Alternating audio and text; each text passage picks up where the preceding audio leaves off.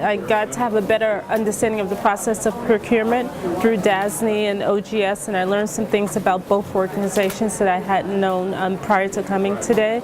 And I found the marketing session to be particularly helpful. Just this notion of debriefing. I think that most people think, you pick up the phone and you have the conversation with that person that you either won or you didn't win in the RFP process. And I thought her suggestion that you get a third person, that is someone totally different that did not attend the RFP meeting, I was like, it's like simple things like that. You just don't think about them until you hear someone else say them, and I think that would be something that I would implement right away. These conferences have helped us realize how to approach a bid, and to customize the bids to the RFPs, and to answer the vendors and end users' questions in a more timely manner. And as a result, we win bids, we win the contract, and we also make sure that because of that, the quality of work that we are delivering is better, and the client is happier, and our work is done in a more efficient and faster manner. I've been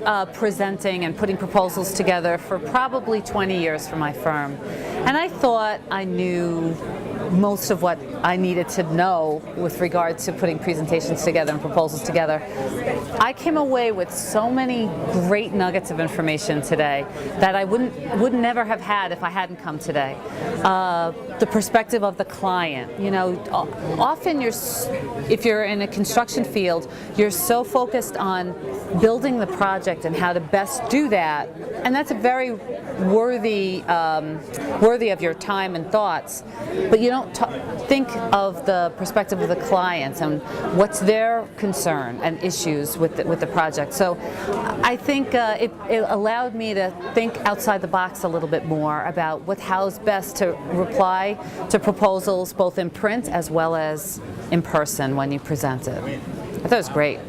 This is the first time I'm coming to an event that's hosted by the state specifically geared toward proposal presentation.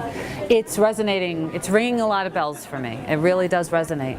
So I can't wait actually to employ some of the practices that I heard today in my next presentation. It is always good to sit down and go through the process of answering RFPs, and even though we've done it several times before, it's good to hear it from professionals, and you always pick up one or two points of things that you've done in the past that were either wrong or not sufficient. In the area of team forming and trying to be sure you have a familiarity with the people you are going to joint venture with on any project.